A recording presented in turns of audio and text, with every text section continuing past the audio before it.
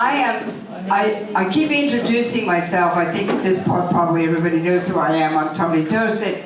I'm the president of the Antioch College Alumni Association. And we're here to present awards to three outstanding alumni. One, we're not going to actually present it because she's going to be on video, but two of them are here. And I want to, it's one of the toughest things to do is to come. We have so many outstanding alumni. So when we choose one of these award winners, we are really talking about giants who are standing on the shoulders of giants. So we're going to start with the Arthur Morgan Award. The Arthur Morgan Award recognizes contributions by alumni or friends of the college who exemplify the concept of community, advocated by Arthur Morgan. The nominees for this award should be persons or groups of persons who have contributed to their community, either local, national, or throughout the world, in a manner which brings members of the community together in order to work for common goals. This year's Arthur Morgan Award goes to Adrienne Houel, class of 1970. She is president and CEO of the Greater Bridgeport Community Enterprises. After starting her career in international real estate and marketing, she returned to her native town and began working in economic and community development. She has created a number of social enterprises with a focus on energy conservation, reuse, and recycling. One of them employs a significant number of returning citizens. She sits on numerous local boards and coalitions and has been appointed to a number of statewide boards and committees, including one that is focused on new farmers. She is a descendant of Little Liberia, residents of Bridgeport, a seafaring community of free people of color, and is a member of the board of directors of the Mary and Eliza Free Houses for History and Community, charged with the preservation of two historic homes built in 1848 by free Black sisters, leaders in their community.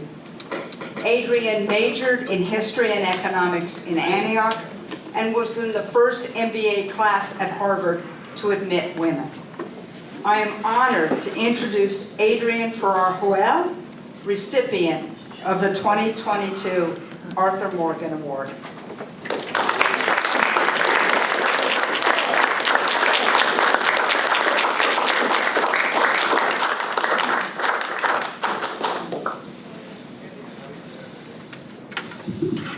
Thank you, Tony. Let me see if I can adjust this to my height. I thought I was taller than you.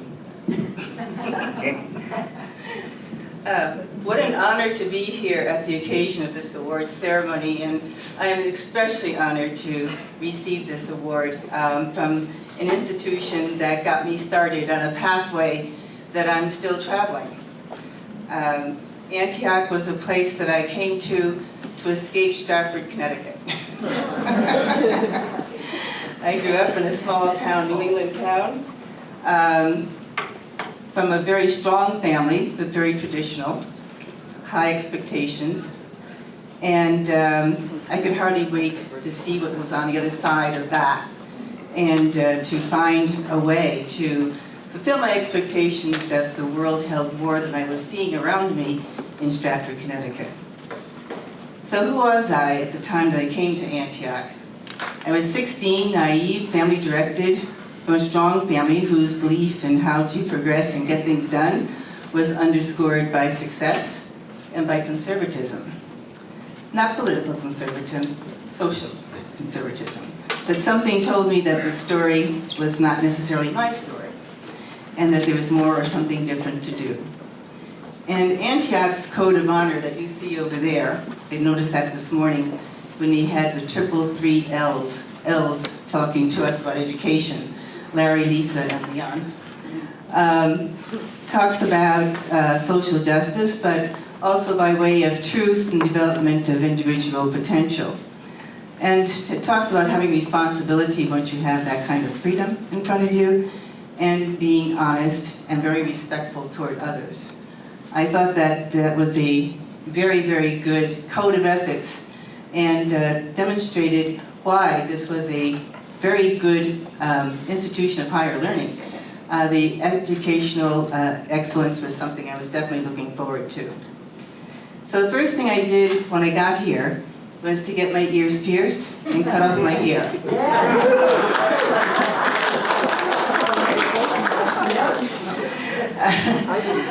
That was very interesting because when I got back home in November, I think we were on Thanksgiving vacation, one of my aunts said, "Well, I thought this would never hit my family like this." My hair, my ears. So there was, that was kind of interesting. But what really struck me when I got here on campus was that it was a place that talked to and acted on social justice issues. Not always wisely, but almost always with good heart. The social and political justice is something that I'm still looking after, and I learned the value of protest, and I kind of learned what protest should not be. One of the things that was going on when I got here on campus was that there was a demonstration against a barber whose name was Gagner. I don't remember his first name. Lewis, right? Okay. And we basically drove him out of business. I can tell you today that's something I would not do. Approaching 80 years old, I know better than to do things like that anymore. And I don't think that one has any particular laurels, because I can't think of one black person who would have gone to Gagner to get their hair cut in the first place. Secondly, I joined the NAACP here. I had belonged to the youth group in NAACP back in Connecticut. And of course, I joined the NAACP group here, which was largely dominated, obviously, by people who were not black. And I thought that was very interesting because I had no experience in that at all. And one of the things that the NAACP wanted to integrate was the skating rink in Dayton, Ohio. I can tell you that we had a wonderful skating rink in Stratford, Connecticut that I never attended, because I hated skating. I didn't like the way it made white powder on my curly black hair. And so I never went skating. I did go with the NAACP, and David Ferrara was another member. We have, Ferrara's in my name because it's my mother's family name. Ferrara's his name, but we've never figured out how we're connected. Both of our families are from Virginia, so you know very well we are connected somehow. But the story there was that on the bus going there, I said to David, do you skate? He said, I can. I said, do you like skating in skating rinks? He said, hell no. So we went anyway. But that's kind of one of those, demonstrations that I probably could have done without. But it was interesting. And it taught me that unity and having a purpose and getting to do something that you all agree to do does have some value. And of course, it did, go some ways toward integrating the skating rink, because they certainly didn't refuse us to come in. So I hope that other black people, if they enjoyed skating, took up on that. One thing I did not know how to have to learn when I came here was how to fit into a group where blacks were not either a majority nor a significant minority. There are very, very few of us, as you know.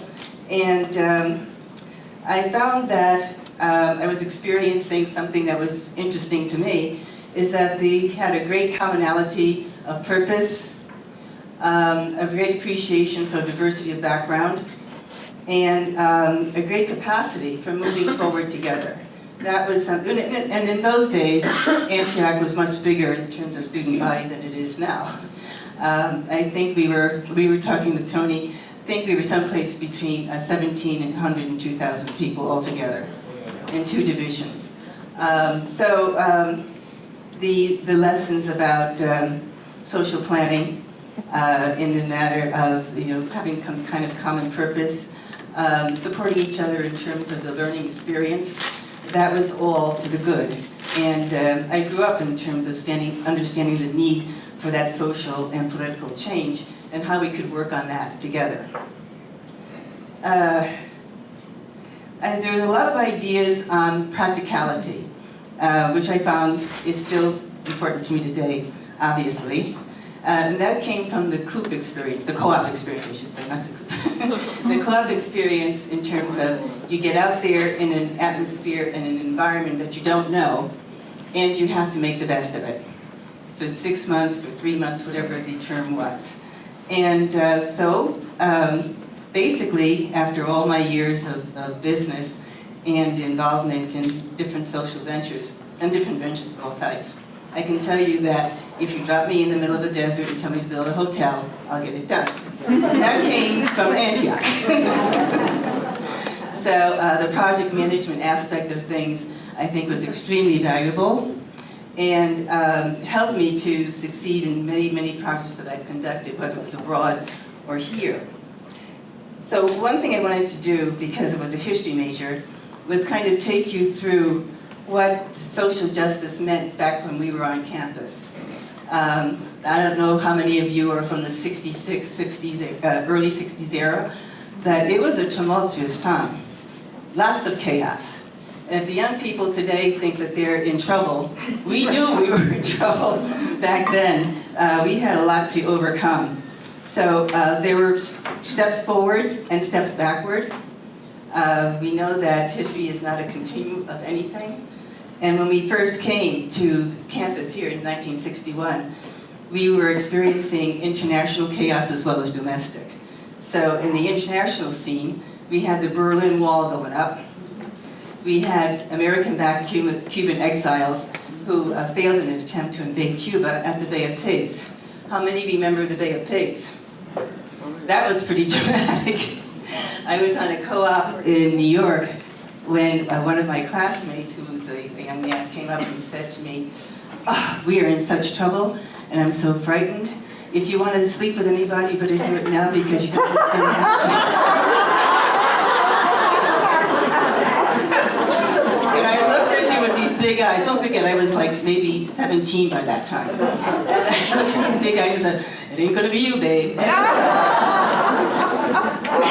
That was kind of interesting. But the Bay of Pigs was a very scary time. Yet, on the other hand, we had the United Nations that declared South African apartheid an international crime. So, forward and back. We had great competition in the early 60s to arrive in space. We didn't know what we were going to find in space, right? But in 61, Yuri Gagarin actually conquered space, right? So the Russians started it off, and we were trotting behind them and trying to catch up for a number of years. So the critical steps went on in 1962 when we established a military council in South Vietnam. How many of you remember protesting the war in Vietnam? I can't tell you how many protests I won from Vietnam, especially near the end of our term here. But the Vietnam crisis went on all during our time.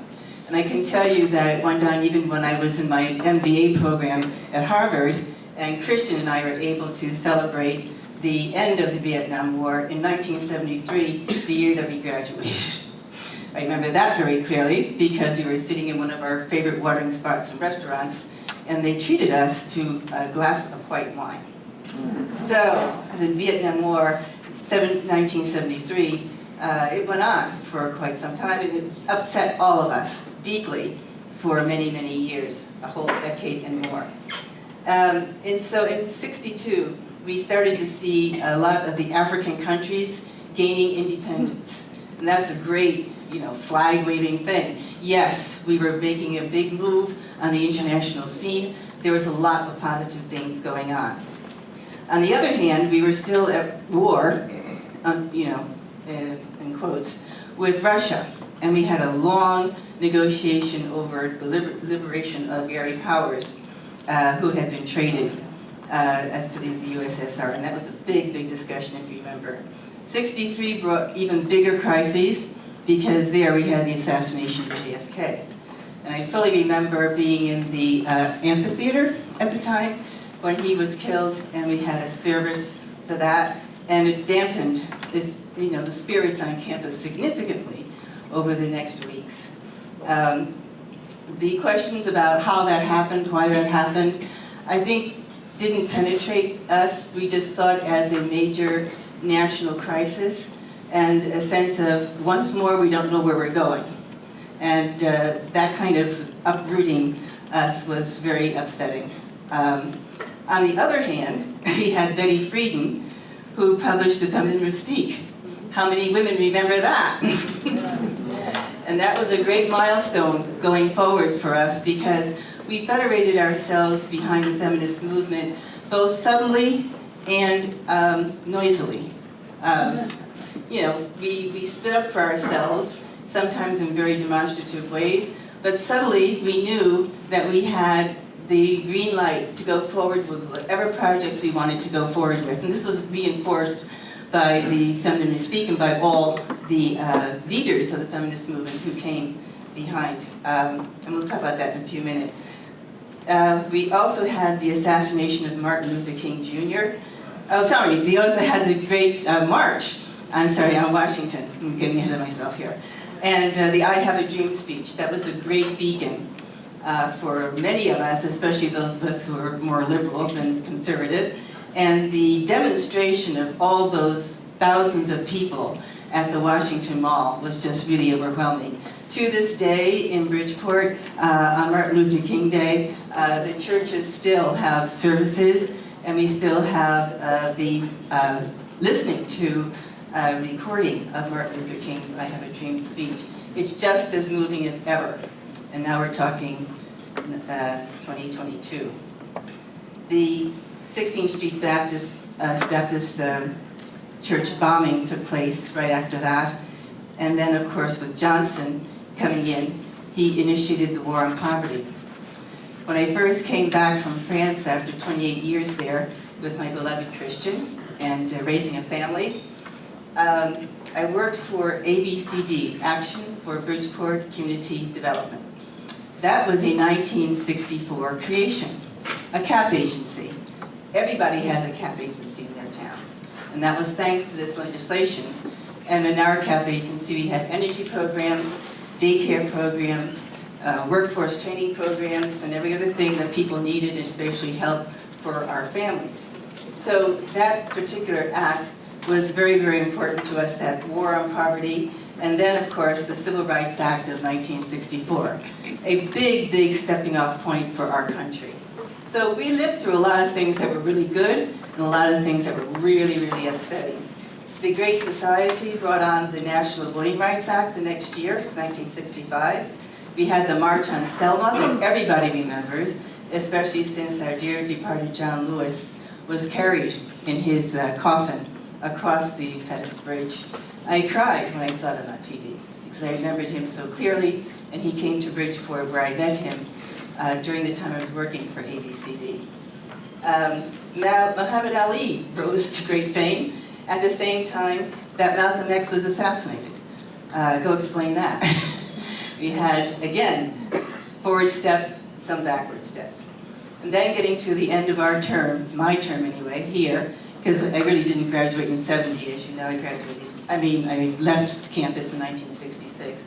I kind of told the administration that I wasn't interested in writing yet another paper. So they said, okay, you're not getting your diploma until you do. So when I saw that I kind of did need a diploma, I wrote the paper, and that's why I'm listed as 1970.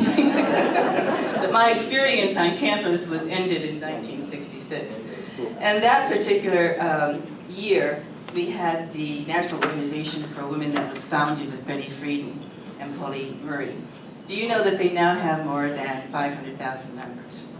So, yeah, there we go. Indeed, indeed.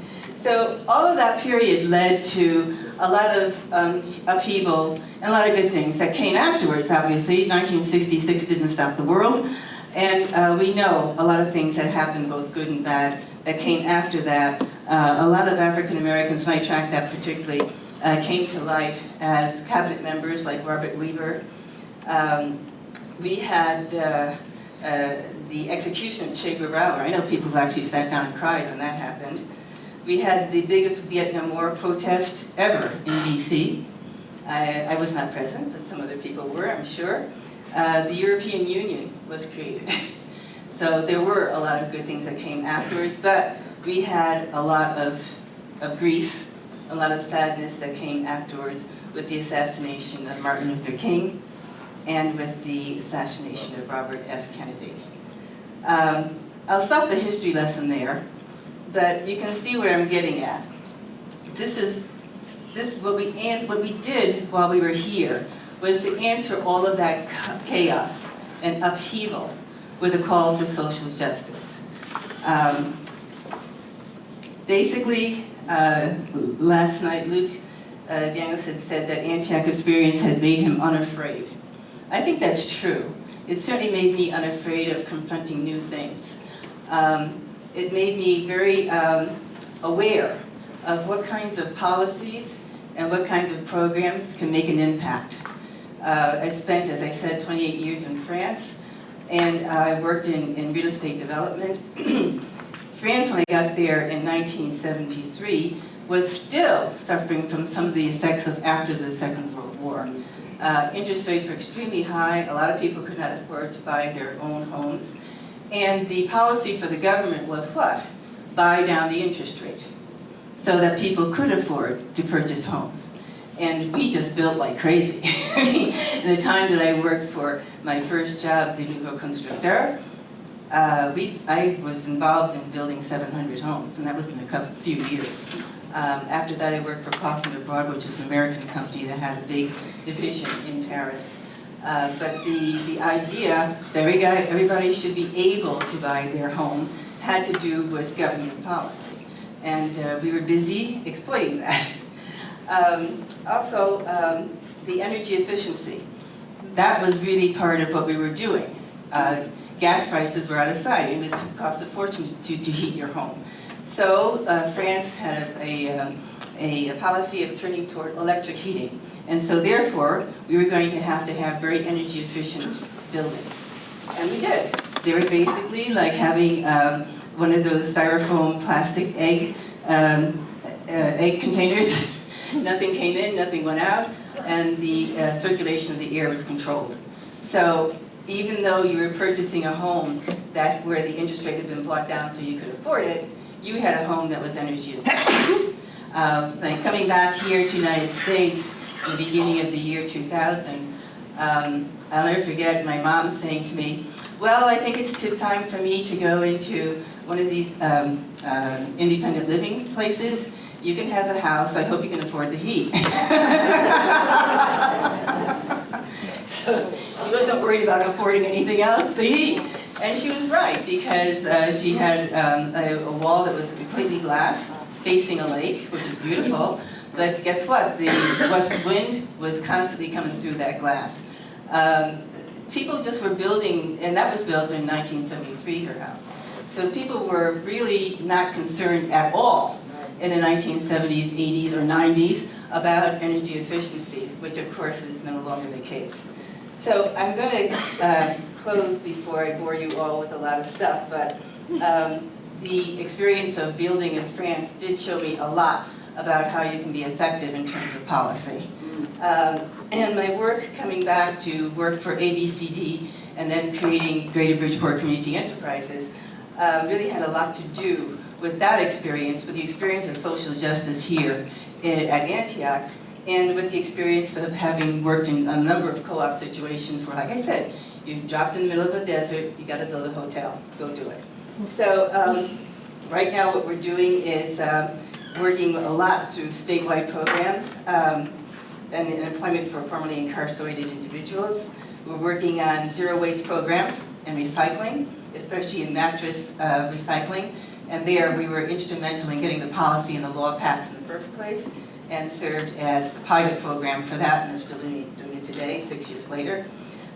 Worked a lot on preservation. Those houses that you mentioned, we worked on preserving them so they could be remodeled and rebuilt those houses in Little Liberia. And we are now embarking on developing an energy plan for the city of Bridgeport, looking out 5 to 10 years. And there, the US DOE has given us a major technical assistance grant so we can guide our city through that process. And it's to be a grassroots process. Instead of top down, try to do it from bottom up. And all of us sitting here in Antioch knows that that's what you gotta do if you're gonna make sure that the policy meets the moment and that the moment meets what the population and the people of the city or state need to do. So without further ado, I'm just going to say that what Antioch has helped me to realize is that to get things done, you need activism, awareness, research, which leads to finding out the truth, social justice, which can remove the cause of all that chaos. Yes. The Walter Anderson Award, which is, I'm about to announce, the Walter Anderson Award recognizes contributions to alumni and friends who advanced Antioch College's ideas by breaking down racial and ethnic barriers. Nominees should have shown fortitude and effectiveness in promoting diversity with the Antioch community and beyond. Maceo Cofield, class of '71, called Mace, retired as the Senior Development Recruitment Officer of the School of Engineering at the University of Dayton. Mace grew up in Dayton and has worked in this area his entire career, starting as the community school director at Roosevelt High School and subsequently in the private sector and social service organizations. In the 1980s, he began his work recruiting and supporting Black young people through the African American Heritage Camp and the Keystone District of the Boy Scouts of America.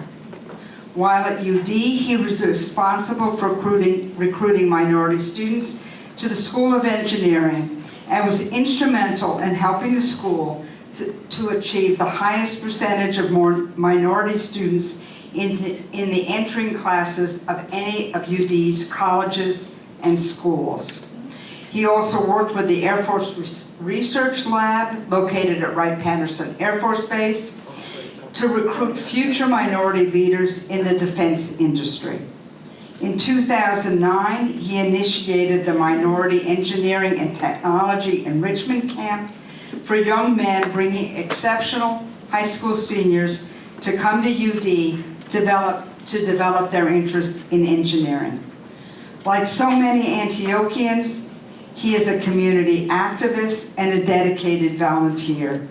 He is on Antioch College's honor roll of volunteers for his help on needed projects on campus. In 2011, he was honored as one of the top 10 African American males in Dayton. It is my honor and pleasure to introduce Mace Cofield, recipient of the 2022 Walter Anderson Award.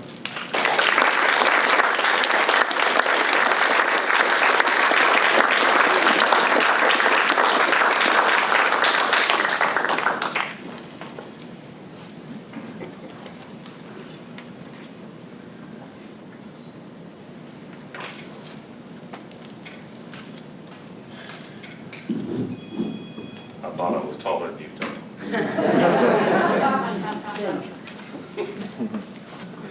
Okay, this is very strange for me for a number of reasons. One of them is, as I told Tony, 24 hours before she sent me an email speaking of this award, I had determined I was not coming to this reunion. Over the last few years, I've lost a lot of my friends.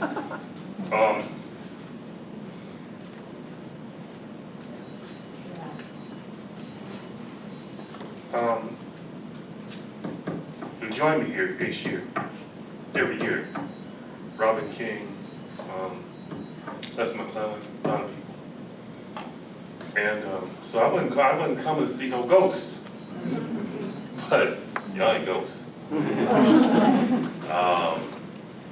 So in tribute to those folks, I want to make sure that I want to let you know that this experience allowed me to know those folk, and those folk all made great contributions to this country and to folks all over the world, and all those people should be honored much more than me. Okay?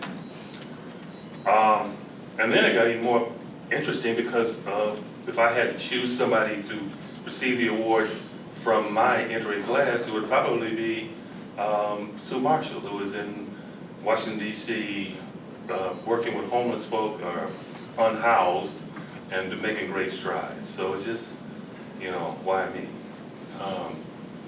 But I do appreciate the award. I want to make sure that you understand that I appreciate this honor. Because a lot of things in the last few weeks let me know that God had a reason for me to be here today. My sister sent me, she's with that Ancestry.com stuff, which I do not participate in. You know, my father was a Rolling Stone, you know. One more person says me something about we have some record of having relation. No. So, but she sent me a notice from the census of 1950, and it showed 7 adults and 1 child living in a 2-bedroom apartment in the DeSoto Bass projects in Dayton, Ohio. 7 adults and 1 child. 1 child was me. And I will tell you, of those 7 adults, every one of those adults ended up retiring from somewhere after 25 or 30 years and owning their own home. Okay. Now, that statement was not a promotion of the American dream, because every one of those persons was still in the entry-level position they started in 25 or 30 years after they finished. Okay. I should say everyone? No, one wasn't. Alice Cofield, my mother, who spent 37 years right at Patterson Air Force Base, she pushed education as a key for me. I understood I was going to college even though we had no money. And on top of that, I went to her high school graduation when I was 9 years old. And later on, when I became community school director at Roosevelt, I was able to work to install a branch, a campus of Central State University at Roosevelt High School in Dayton, Ohio. My mother took classes there. So I'm saying this woman believed in education. That was balanced out by the fact that my grandmother, one day I came home and my mother and my father were not together. My father was waiting on me in the driveway and he hijacked me to my grandmother's house. We walked into her house. She was sitting in the back room, one light on. I knew something was bad and I was wondering why I wasn't dead already. And when I got to the back room, my grandmother sat me down and said, "Boy, I understand you got a scholarship to that school over in Yellow Spring called Antioch." She said, "My co-workers," which were all Appalachian white folk, "my co-workers say ain't nothing over there but communists and white men. Neither one of them things are good for you. And so therefore, I will pay your way to Barber College so you can cut hair and have a career that will enable you to raise a family and be successful for the rest of your life." My mother heard about it. She's lucky she didn't get killed. But that's how I got. Those are my origins as far as education is concerned. I was recommended to Antioch College by actually a CAP program, Moving Ahead Together, and I ended up coming over here. And by the way, I wrote 3 different verses of this speech, and I don't have my glasses. I can't see. So this is all impromptu, so we'll see how this works. I'm fine. I'll make this happen. So I ended up coming here to Antioch. And when I got here, I found a memo that Jewel Graham and Ruth Stewart and Alex Barton had sent out to the faculty at Antioch, asking for help. And I'm trying to read this. You're aware that the college is engaged in the process of testing whether intelligence perceived in one setting can be applied in a very different one. We're trying to discover if the Antioch community can teach the differently prepared. So I walked into an experiment on me. But I can tell you that that experience was a very successful experience. Over the last 50 years, I've sat through a number of these reunions where the APIE program was looked upon as a failure, when people were talking about everything that happened during that era that you missed out on, as a failure. I can say that the class of 71, there were 28 black and brown students that graduated from Antioch in 1971. There's never been a larger class since then. Of those 28 students, there are 5 or 6 physicians, 5 or 6 PhDs. There are all kinds of people doing all kinds of wonderful things. The numbers of advanced degrees truly exceed anything from the average of any average class at Antioch.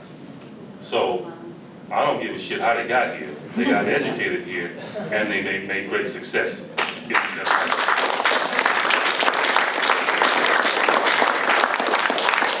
But that taught me something, because our experience here let me know that volatile mix, that mix of students that made up the black and brown students here at that time was a mix of students who were successful students, who would come here with Navy scholarships, who would come here with, Navy actually still gave scholarships to people in those days, who would come here with all kinds of, it comes with preparation from middle class experiences. And then also folks like me, who would come from situations of schools that were really not very well perceived or well regarded as far as preparing students. My first paper that I wrote for Phil Rothman in the School of Education was titled From Structured Nothing to Nothing Structured. Education in Maceo at Adrian. And if you remember the first year program, you know what I'm talking about. The fact is, though, that Phil actually gave me a passing grade, if nothing else, because I like the title. But the fact is, though, that taught me something as I move forward in the end result of my career. The other thing that taught me a lot was my career was co-op. Anybody with any sense of ability here at Antioch better give kudos to the co-op program as far as how it helps you in your life. But I'll tell you, for the co-op program for me, it taught me that I could reinvent myself every 3 months. It taught me that I could be somewhere here and next year I'm somebody else, and I have a completely different skill set, and I can succeed. And co-op program was extremely important for that. And the third part was actually the fact that being here and given the freedom that the administration those days gave us with the African American Studies Institute, let me know that I can be an agent to my own education. That my education was not something that was dumped in my ear every day, that I participated in that process. Okay? We went out, James Dixon gave us a chunk of money, thought we'd blow it on drugs or drugs, I don't know what it ought to do.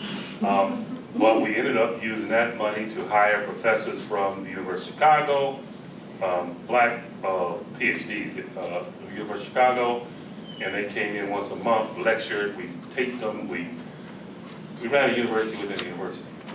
So I can have agency in my own education. Now, what that brings me to is I had a number of different careers as a younger man, but the key was when I got to University of Dayton, I found that last key to success, and that is a champion for social justice, a champion that you can work with to make something happen. And at that time, he was chair of the department. His name was Joe Saliba, but Dr. Joseph Saliba, but he was chair of the department. I ended up of the civil engineering department. I was the development officer for the School of Engineering, and he asked me to help him on a few projects to find some scholarships for black students in civil engineering, in construction specifically. So we went on a couple of projects trying to create these things, and eventually I stepped away from the position that I was in. I ended up working as a special assistant to him. That job title you heard listed was not even on, my business card did not have a job title on it. I was the only person in the university that didn't have that. Because I basically worked with the dean, and we were able to work with a program that had some underpinnings already there, as opposed to Antioch, where they brought a group of students here with absolutely no program to support it, and luckily there was success. Without programs, before there was a program to support minority students coming into the University of Dayton, the superintendent of Dayton Public Schools bullied the administration at UD to allow, I think it was 60, 70 students from the University of Dayton to just be front-end loaded into the university. This let them in, you know, and this was in the early 90s. The graduation rate for that cohort of students was 0. Okay? And so we knew that there had to be programs of support, one, and that had to be preceded by a selection process that allowed you to, one, bring in strong students to create that critical mass of success and risk.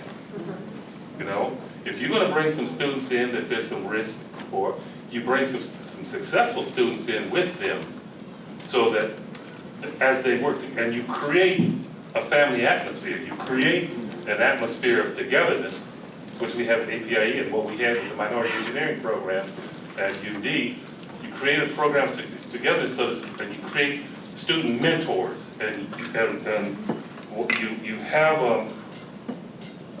I can't read that yet. So we made sure that there was a bridge program, so when they came in the summer, we got them prepared to be there, to understand what's expected of you, to meet professors and have professors tell you what's expected of them. We did clustering. Don't sound like segregation, but we made sure that whatever section of whatever class you were taking, bigger school than Antioch, obviously, there was somebody from your entering class of minority engineering program in your class with you. So you had a study buddy. Okay. The mentoring part I've mentioned, and we also had individual advising. You know, so that we could actually track you, so that your academic advisor is usually a faculty member who looks upon academic advising as something. And please, any faculty member out there, don't get all upset about it. But a lot of faculty don't take student advising very seriously. Okay, and so you had an extra advisor with the program. So we're able to do that. In addition, later on, within a few years, Dr. Saliba had me in DC. We were lobbying for the U.S. government to create a program to match what they call a SMART program, which is a DOD program. And I'm not going to get too deep into it, but because they pushed us back and said no. But I met people who enabled me to meet people from Clarkson Aerospace, and we were able to get UD, our minority engineering program, tied in with a group of HBCUs. Our minority engineering program looked as an HBCU, if you will, because it was a cohort of folk who were focused on the whole diversity issue, and a group of HBCUs to engage in with monies for, were out there for undergraduate research. And I was able to write a little bullshit proposal that explained that to be able to do undergraduate research, there are certain costs that will go along with that. And those costs would involve tuition. So I was able to get some tuition together for a number of students, and which allowed me to be the counselor for I was a life counselor for the Minority Leaders Program. My students refer to me as either triple OG or OG Prime because I did life counseling. I'm not an engineer, so I can't do academic counseling for an engineer. But I can explain to you that when you walking down the street, I won't go there. A good example, students sitting in front of me, his phone rings. They know, don't reach for your phone if you sit in front of me. But something was on my computer I needed to pay attention to, and I told the student, go ahead and get the phone. It was the student's mother, and she had run out of gas in Dearborn, Michigan. And I'm hearing the conversation, I get on the phone and say, what the hell this is not your man, this is your son. Don't call here with this bullshit no more.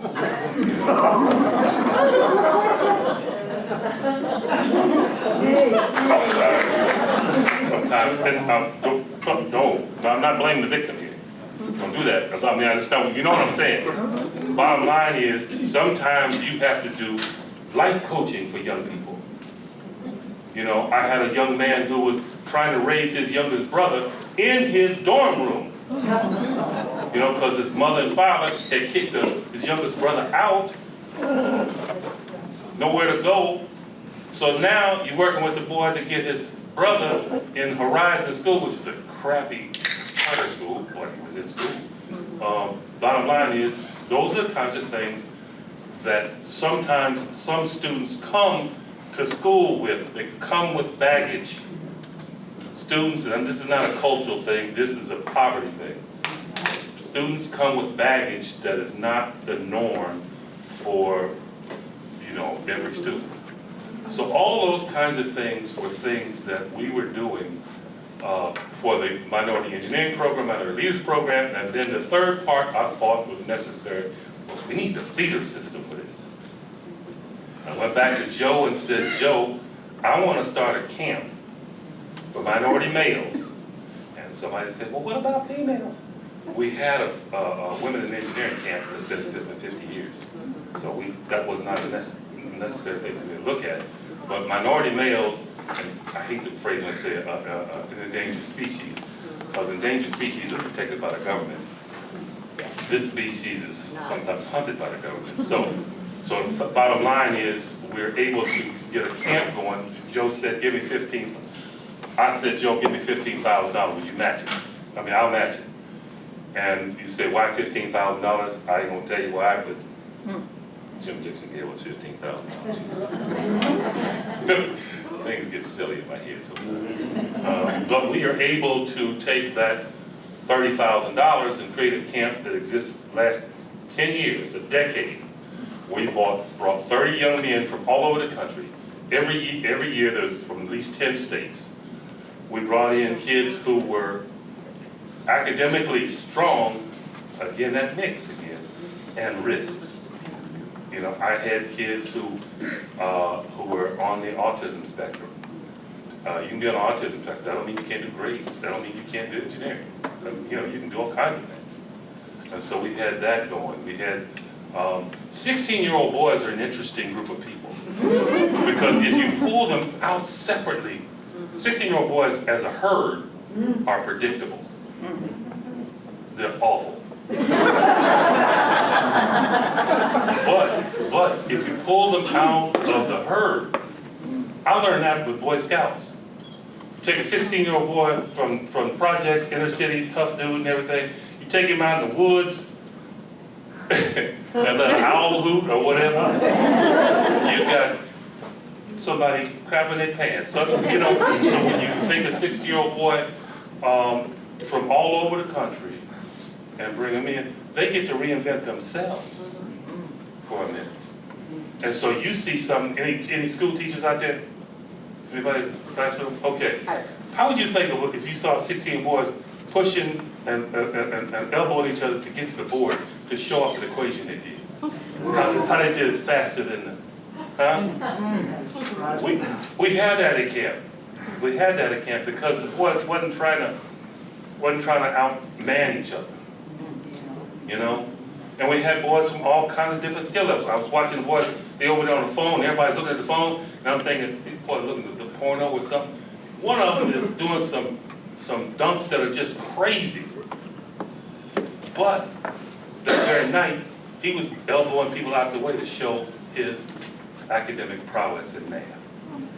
So we did that for a decade. I retired, unfortunately, COVID hit. Nobody at UD had this wherewithal to go get any money. And this year, the camp, which was, we charged $100 for a week of camp. And the $100 was just so we could register people. Because if you don't charge, people equate price with value. And if you don't charge something, you know, they won't show up when they're supposed to show up. And so we charge $100, but I'd waive the fee. All you have to do is say, Ms. Cofield, I didn't get no money. Waive the fee. Not a problem. Problem is that this year, the camp was 3 days, and it was $400 for so we didn't have camp.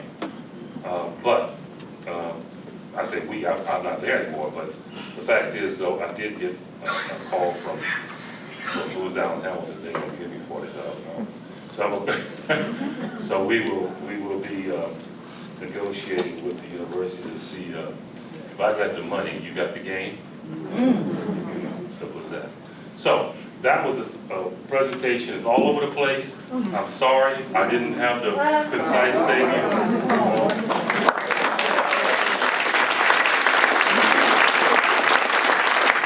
The Rebecca Rice Award recognizes alumni of Antioch College who by their actions, achievements, and leadership have distinguished themselves and their alma mater. The nominees for this award are persons who have excelled in their vocation or field of study. The award is named for the first female trustee and longtime faculty member teaching physics and mathematics at Antioch College. Alice Gerard, class of 1957, is, to quote her bio on the Bluegrass Hall of Fame website, a towering female figure in a world that was once was the dominion of male musicians. She was born into a musical family far from Appalachia in Seattle, Washington.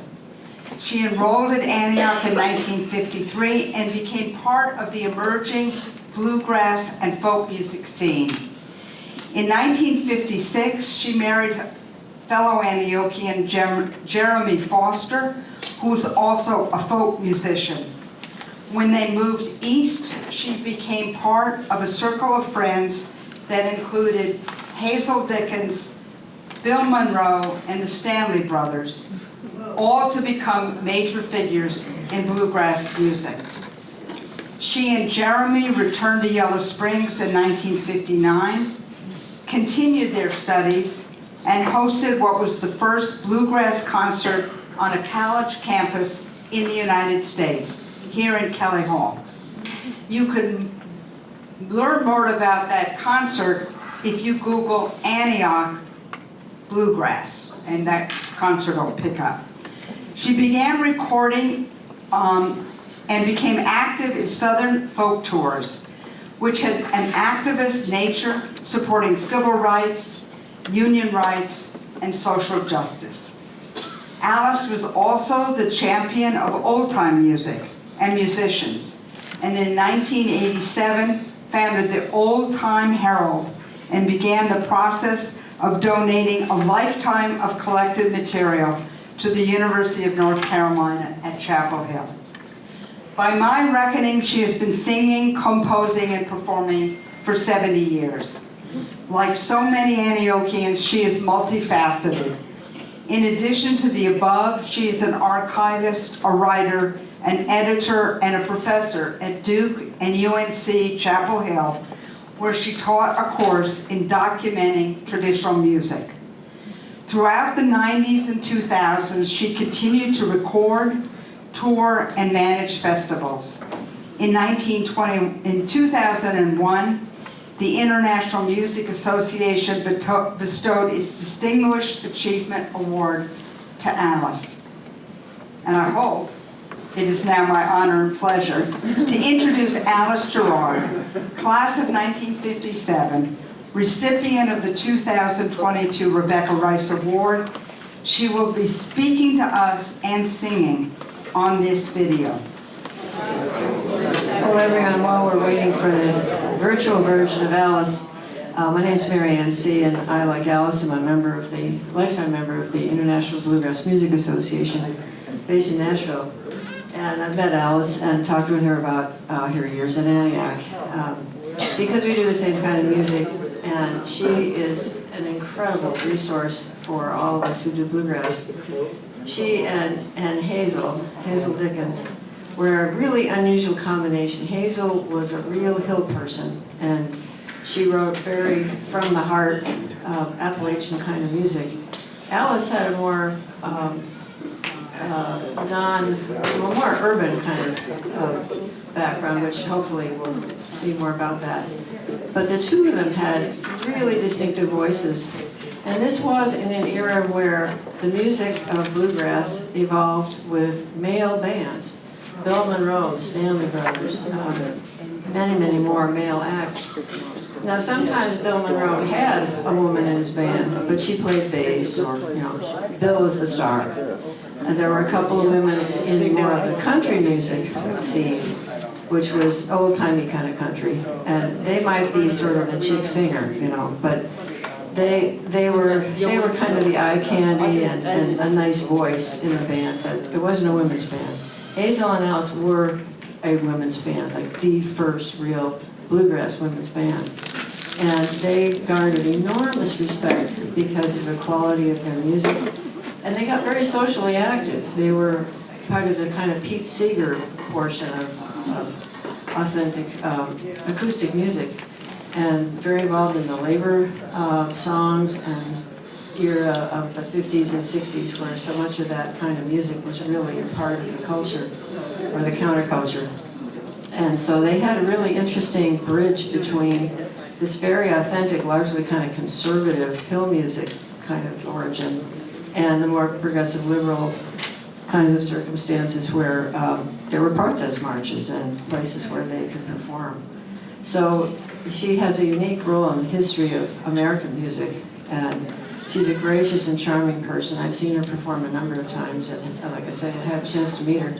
And she was just delighted there was another Antiochian working in bluegrass, because there aren't a lot of us who are. But and I was in a bluegrass band for years. We all had graduate degrees, and we're the most needlessly overeducated bluegrass band in the state of Alaska. But that just made us make complicated arrangements out of simple songs. But Please I hope that. introduce yourself. Pardon? Please introduce Oh, I'm yourself. sorry. I'm Marianne C. from Alaska. And some of you heard me sing last night in the cabaret. Encore! But the kind of pure sound that Alice and Hazel had, it's just a hallmark of good, authentic, what we now call roots music, because it's kind of an all-encompassing term for authentic music of several origins in America. Have we got it? No, it's not going to give me access because Oh, I get it my. from Tony's account. Oh, dear. You can sing to us. Yes. Well, I could do that. Actually, while we're talking about social change and music, if anybody's interested in that sort of thing, using the power of music for social change and social change through music, Dean Seeger used to come to our organization. It's People's Music Network for Songs of Freedom and Struggle. And we have periodic gatherings. We've been online for the last 2 years, so there's a lot on peoplesmusic.org.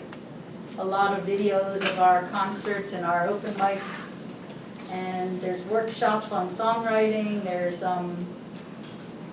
sing-alongs, actually, believe it or not, on Zoom.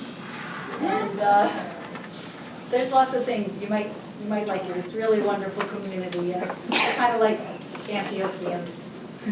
We're going to ask Mary Ann in the brief time that we have left to sing one, maybe two songs, one or maybe two songs that we would have heard from our recipient of our award.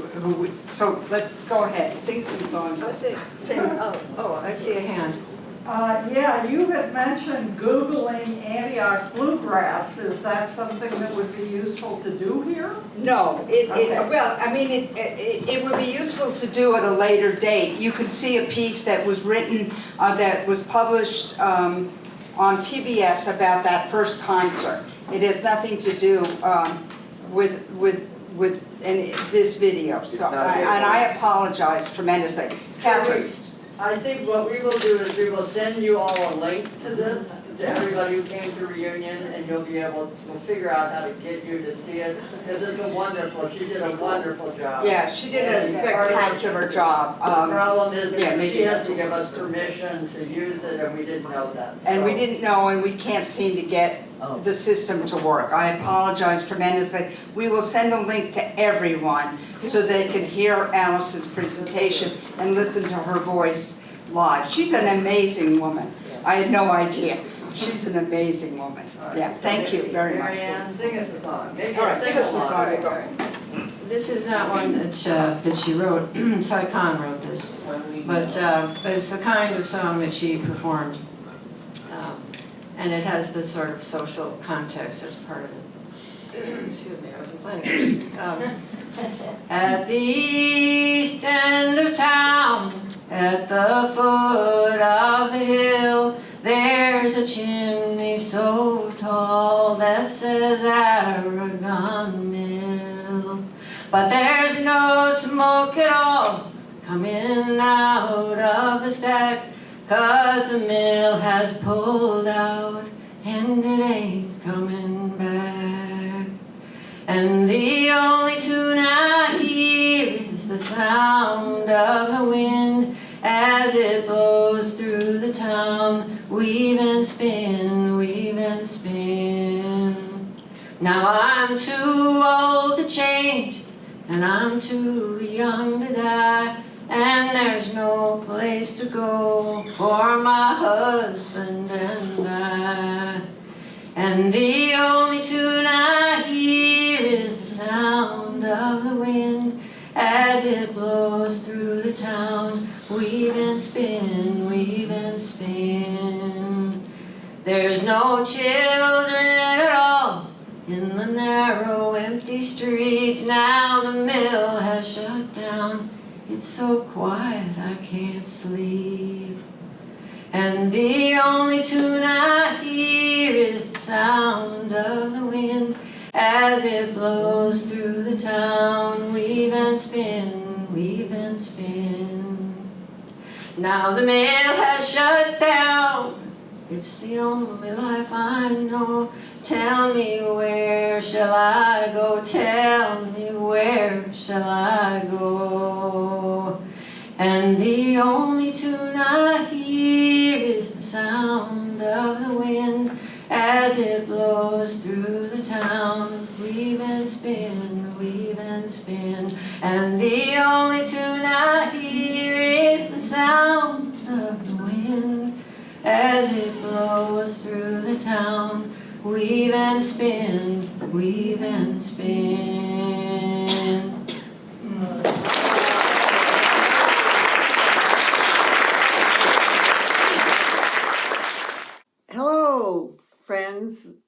of Antioch College and Antiochians.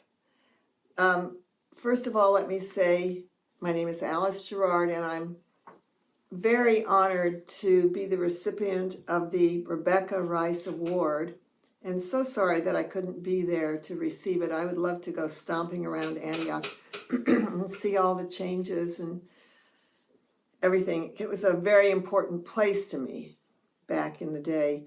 First of all, it was hugely influential on my life and career path, not through academics, but through a sense that you could be who you were and be supported and think differently about life.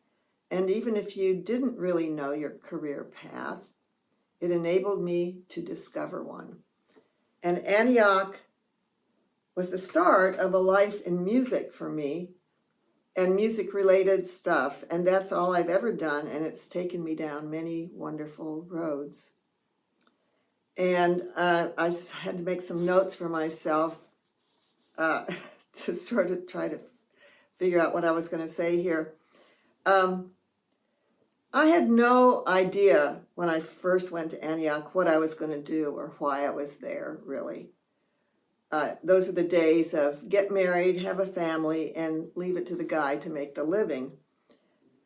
But in 1952, my brother and I had the opportunity to travel for a year because my stepfather was on a sabbatical. We traveled for a year around the UK and all over Europe.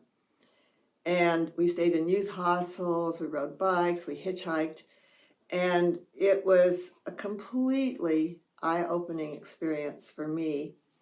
Hanging in youth hostels and talking with other young people, we took pride in our feeling of alienation to a large extent at that time. And near the end of our stay in Europe, we landed in Mallorca off the coast of Spain, and my folks rented a house. We stayed there for a couple of months, and I fell in love with a trolley car driver, and I babysat Timothy Leary's kids. He was living there at that time. That would have been like 1950, late 52 or early 53. I get the dates are a little. But it was just, again, another wonderful time. And I really wasn't looking to the future. I was just seeing my future as, staying forever the trolley car driver and maybe keeping on babysitting the Leary kids. And that was it. I was not thinking ahead. But I think my parents were concerned about it. So I vaguely remember them sort of pushing me, and I was very reluctantly pushing me to apply to some schools. And they somehow, Antioch had caught their eye, I think, and they thought maybe it would be a good place for me. And as it turned out, it was a great place for me. And so I don't remember the process of application, but they ended up accepting me, which was surprising to me. And so then we went back to the States, and the plan was they would drive me down to Antioch, and this would have been probably 1953-ish. So got off the boat, drove me onto the campus in sometime around the part of 1953, and I felt immediately like I was home. There were people lying around under trees, talking together. There were lots of beards, lots of sandals, especially on B Division, which some of you will recognize more. They were singing folk songs and wearing weird stuff, and it just felt so good to me to be in that kind of environment.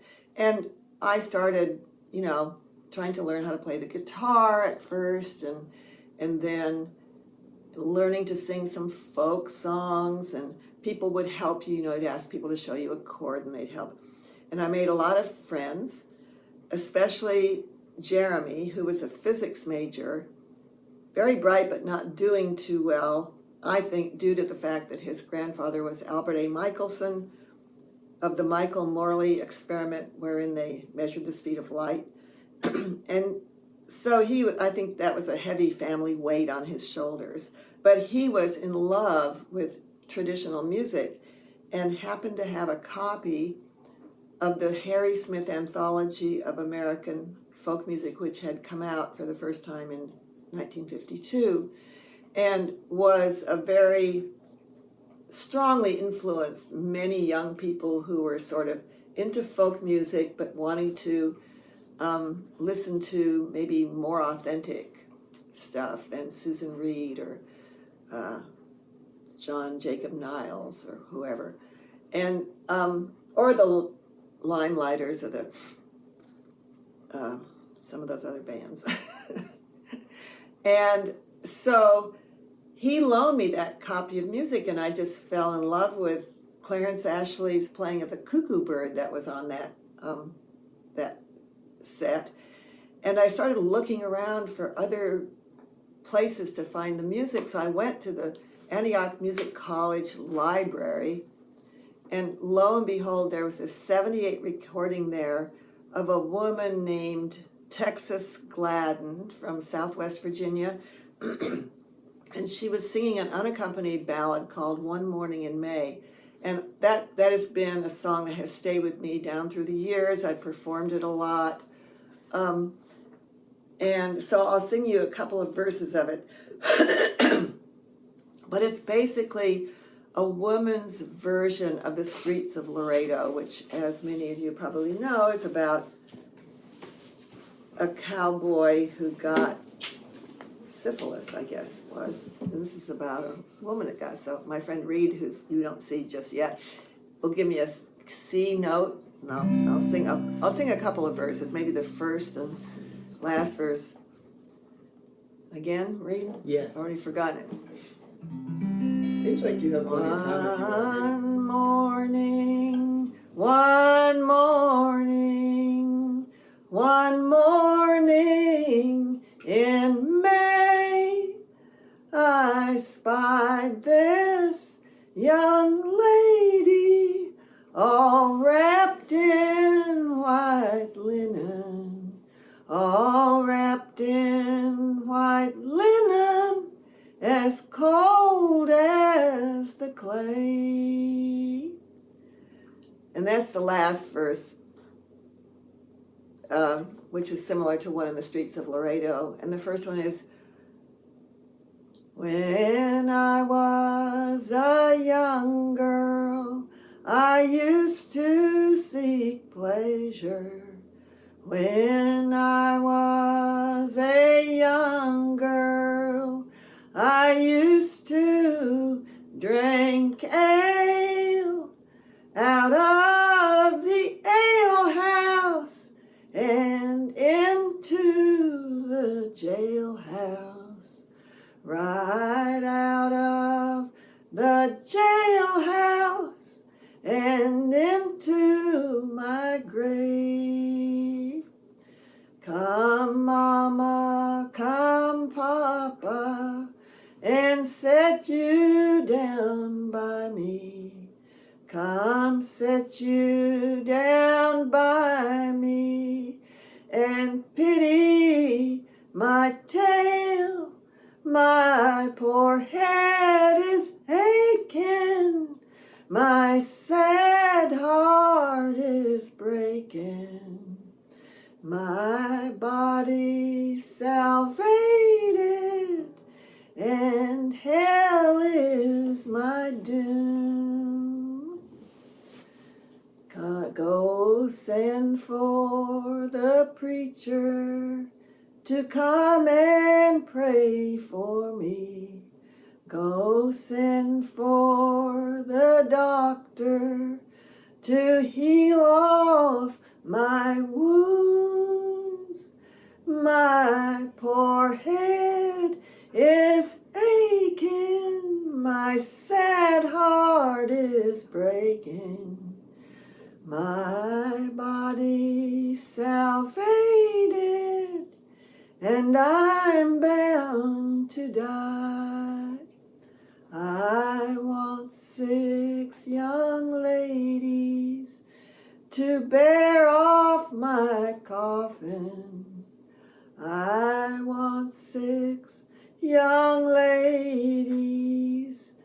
to carry me on, and each of them carry a bunch of white roses to lay on my coffin as I pass along.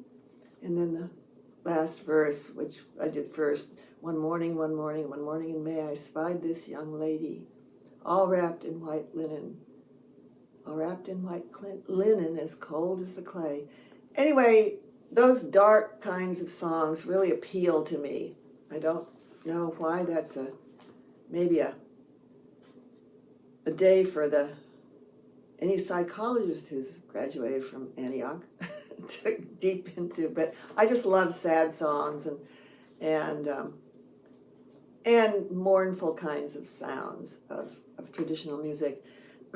So this was right up my alley. And that plus the Harry Smith anthology started me kind of off on my track. And then both of Jeremy and I went to Washington, D.C. for our co-op jobs and became part of the D.C. and Baltimore sort of bluegrass, young people learning bluegrass scene, because so many people had moved up to those areas to get jobs from the South when the coal mines played out and they couldn't get jobs down south. They moved up toward Baltimore and around Virginia outside of D.C. and they brought their music with them.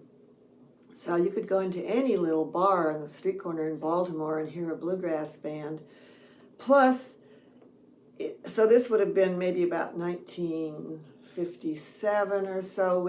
And Jeremy and I got married. We had our first child. And when it became time to go back to school, Jeremy felt sure that he was going to flunk out. This is what I remember anyway. And he decided it would be better for him to drop out than to flunk out. I don't quite know why, but so he dropped out and I decided not to go back too, but of course back then there was the draft, and as soon as he dropped out of school, he got drafted for 2 years. And we moved around. We stayed around DC a lot. We moved to different places. And then in around 1959, he decided to go back to Antioch. So we moved back to Yellow Springs. He went back to school. I didn't go back to school. By this time we had another child, Jenny, who was born in Dayton after we moved back. And I took a few classes, but mostly I was just learning music. I worked at the little movie theater down the main drag. And there was a lot of music going on at our house. People who were into this kind of music, we sort of there were a group of us, and we'd gather together a lot. And up at Oberlin College, the same thing was kind of happening, and Neil Rosen and several other people, Neil Rosenberg and several other friends of his, Maine Smith, I think, was one, had formed this little band called the Plum Creek Boys, and they'd come on down to Antioch, and we'd all play to have these big music sessions, or we'd play poker. Those were two of the things we did a lot. I remember Corey one day, I was getting up late. Those were in the days when I could sleep late, and she wasn't in the house.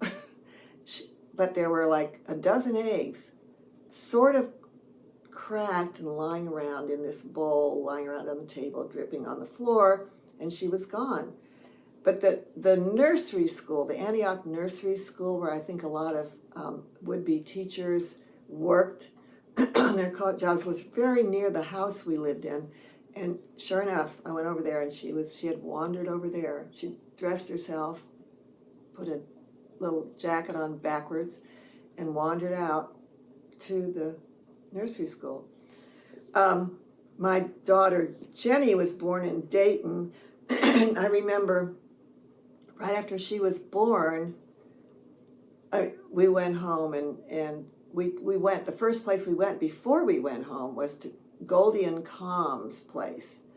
And I have tried to go down the Google rabbit hole and find anything I can find out about them later. I'm sure they've passed by now. But they were two African Americans, husband and wife, who owned a kind of a eating place called Calm's Place outside of Yellow Springs, and they had pinball machines, and we put Jenny on the pinball machine and sat down to have one of their most delicious pork chop sandwiches. So I'd love to hear from anybody who knows whatever became of Goldie and Calm. There was a very strong African American community around Yellow Springs. We were very good friends with Joe Hunter Jr., who was a student at Antioch at the time, and his father, Joe Hunter Sr., African American, had a farm outside of Yellow Springs, and we often went there and to spend time with Joe. And a young man by the name of Greer Allen would hang out at the house a lot. He wasn't a student at Antioch, but he loved being a very bright young man who loved the company. And there was a very active music community around Yellow Springs because of its proximity to Kentucky. A lot of Kentuckians had moved down. There was a janitor at Antioch who played the banjo that we actually recorded, and I have to try to find those recordings if I can. But Jeremy graduated in 1962, so we had a couple of really good years, but as soon as he got there in 1959, he thought it would be a really great idea to have bluegrass. He wanted to turn everybody on to bluegrass music and old-time music and traditional music as much as possible, get the real stuff. And of course, people were not familiar with it in general. I don't remember what was going on then other than bluegrass, but probably, Reed, what was going on in 1959? You tell me. Yeah, he's too young. Was Elvis? Oh, there was Elvis, yeah. And but we were just sort of into this bluegrass music, and we loved it, and we were trying to learn how to play it, and we'd be playing it with friends, and a lot of friends of ours gathered around, and they would play along with us and play. So there was a big, vibrant sort of jam scene. Let's go over to the Fosters and we'll play music or play poker. And so there was lots and lots of music. And one of the things he first did that was rather historical was we convinced the student council to have the Osborne brothers, a bluegrass band. Originally, they were from Kentucky, but they had moved into Ohio. So they were from not very far from Yellow Springs. And they were a well-known bluegrass band, touring and making a living playing bluegrass music. And we said, let's get the Osborne brothers to play at Antioch. And so somehow convinced the student council to sponsor it. And we got the Osborne brothers there in 1959 to play in Kelly Hall, first bluegrass band concert at any college whatsoever. And Tom Teepin, who was a journalist, I think in Atlanta, later on was a student then, and he later wrote this wonderful article called Anybody Here Like Baseball? And it was a story of that concert, and he sent me a copy of it. How the Osborne brothers were struggling to connect with this weird college audience who came out of curiosity but didn't know anything, and they'd tell their usual jokes. When nobody crack a smile. Anybody like baseball? No sound. Anybody like football? No. And it went on like this for a while until we convinced, and I guess at halftime, so it becomes that most of the half of the audience left because they didn't know what the hell was going on. And the ones who stayed really got into it. But that was kind of that was what we love to do, is turn other people on to the music. And so when Jeremy graduated in 1962, we went back to DC and make our home there. And that's where I met Hazel Dickens, with who became my friend, and we played together for almost through we made 4 albums together, and are now credited with being pioneering women of bluegrass. And because there weren't too many, it was a boys' club pretty much, and there weren't too many women leading. That's my dog, if you hear a cough down there. Leading bluegrass bands. So we played music together a lot over the course of the late 50s, early 60s, on into the 70s. And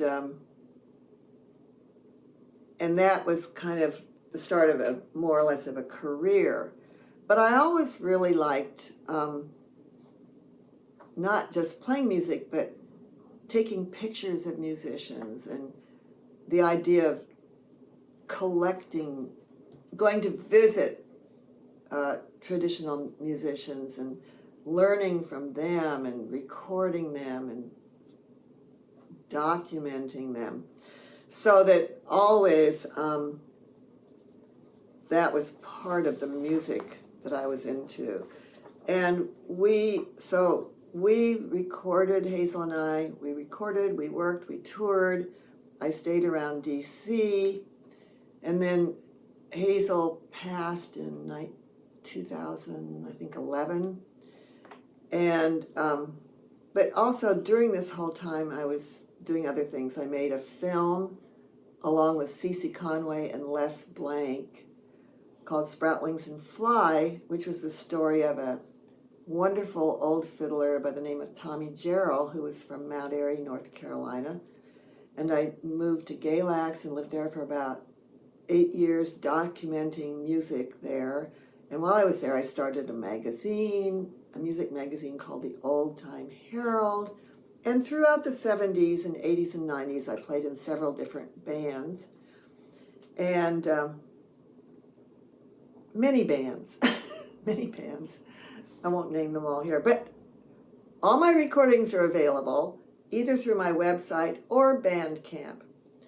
So if you're curious about the different recordings I've made with different people, I've never considered myself a solo performer, but I like the collaboration that happens when you work with other people better than anything. And I just we're about halfway, 3/4 the way through recording a new project of mine of original songs. So look out for that one. It'll be coming your way one of these days. And I'm going to bring up Reed Stutz here, who is one of the musicians on the recording project, lives here in Durham too. Person I really enjoy playing music with. And we're going to do, the last thing we're going to do is a song that I wrote that when I was living in Galax, about sort of to pay homage to the old people that I learned so much from. And so we'll sing this, but I'd also like to thank Antioch for getting me started on this crazy path that's been my life. So how about doing, and Calling Me Home. This, by the way, my friend Rhiannon Giddens recorded this. It was the title cut on her latest album, which won a Grammy, people. So there you have it. Read, ready? Yeah, sure. So this is called Calling Me Home. Oh gosh, I've got One Morning in May in my brain. An old friendly. Yeah. This is my dog, Polly. I love her very much. But you can't, we're gonna try to sing, Polly. Hey, Polly, I know you love read too. Come here, get over here and lie down. Ollie, lie down.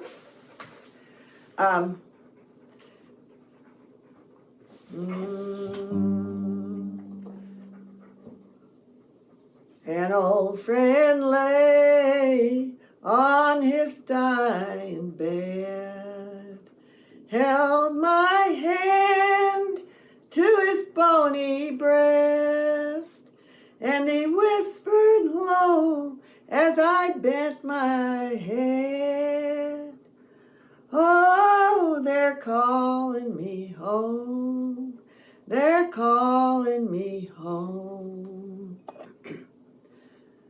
My time has come to sail away. I know you'd love for me to stay, but I miss my friends of yesterday. Oh, they're calling me home, they're calling me home. I know you'll remember me when I'm gone. Remember my stories, remember my songs. I leave them on earth, sweet traces of gold. Oh, they're calling me home, they're calling me home. Now, friends, gather round and bid me goodbye. My body's bound, but my soul shall fly. My little light shining from the sky. Oh, they're calling me home, they're calling me home. Thank you so much. Bye.